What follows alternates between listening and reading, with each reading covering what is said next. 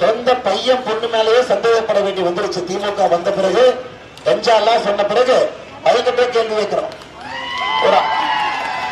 ஒரு அரை மணி நேரம் தம்பி வீட்டுக்கு லேட்டா வந்து அம்மா கேட்கறாங்க, எங்க போயிட்டு வந்து அந்த பையன் யோசிக்கிறாங்க, எங்க அம்மா போன வருஷம் இந்த மாதிரி கேட்கல, இப்ப ஏன் கேட்கறாங்க? இல்லம்மா பையன் டியூஷன் படிச்சுட்டு வந்தேன். இல்ல எங்க போயிட்டு வந்தேன்னு சொல்லு. ஏன்னா தாய்மாருக்கு அந்த பையன் வந்துருச்சு. நம்ம குழந்தை நல்லவங்க தான், ஆனா யாராச்சும் நம்ம பையன் பொண்ணு கிடைக்குதா என்ன பண்றது? அதனால் நாம் கண்காணிக்க வேண்டும். இதெல்லாம் யாருங்க? திமுக வந்த பிறகுதான் இந்த பயம், பெற்றோர்களுக்கு இந்த பயம் வந்திருக்கு. அதனால் அன்பு சகோதர சகோதரிகளே, நான் உங்களுக்கு உறுதிமொழி அளிக்கின்றேன். இந்த கஞ்சாவை பொறுத்தவரை இரும்பு கரம் கொண்டு அதை அடக்குவோம். இரும்பு கரம் கொண்டு. அதுல யாருக்கும் எந்த விதமான சந்தேகம் உங்களுக்கு வேண்டாம்.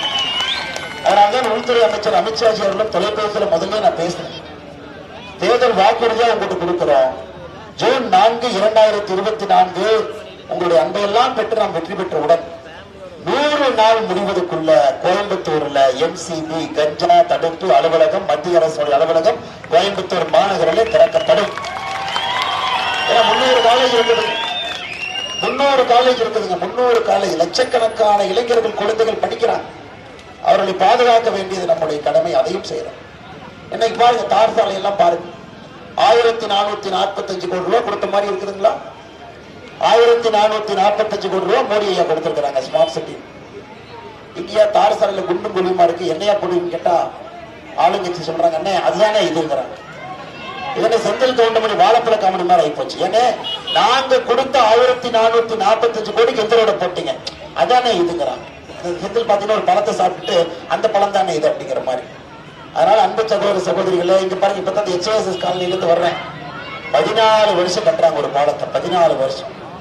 உலகத்துல ஒரு கின்னஸ் ரெக்கார்ட்ல ஒரு பாலம் கட்டுறாங்கன்னா உங்க இந்த காலனியில SHS காலனியில கட்ட பாலம் தான். 14 வருஷங்க, இன்னும் முடிஞ்ச பாடுங்க. அதனால் நம்முடைய உள்கட்டமைப்பு பொறுத்தவரை அம்மா அந்த இந்த இதுக்கு வர நம்முடைய தேர்தல் வாக்குறுதி நாம் கொடுத்திருக்கின்றோம். குறிப்பாக நம்முடைய தேர்தல் வாக்குறுதியை கொடுத்திருக்கின்றோம். நாளைக்கு நம்முடைய வாக்குறுதி வெளியிடுறாங்க. ஒண்டிப்புதூர் சிவலிங்கபுரம் பகுதியை ராமச்சந்திர நாயுடு சாலையை பிரதானமாக பயன்படுத்தும் மக்களின் பல ஆண்டு கோரிக்கை மேம்பால திட்டத்தை விரைந்து செயல்படுத்த மத்திய அரசு நடவடிக்கை எடுக்கும். பாலத்துக்கு யாரெல்லாம் இடம் உங்களுக்கு தெரியும், 3 மடங்கு இன்னைக்கு உங்களுக்கு கிடைக்குது. அதனால் அவர்களுக்கும் எந்தவித சாதக பாதகம் இல்லாம, பிரச்சனை இல்லாம அதை உங்களுக்கு பாலத்தையும் கட்டி கொடுத்து போக்குவரத்து நெரிசலை நாங்கள் உங்களுக்கு சரி பண்ணி கொடுக்கின்றோம். நாளை நம்முடைய கோயம்புத்தூர் பாராளுமன்ற தேர்தல் வாக்குறுதி, நம்ம வாக்குறுதி கொடுத்துறோம். நீங்க இந்த புக்கை கையில வச்சுக்கிட்டா போதும்.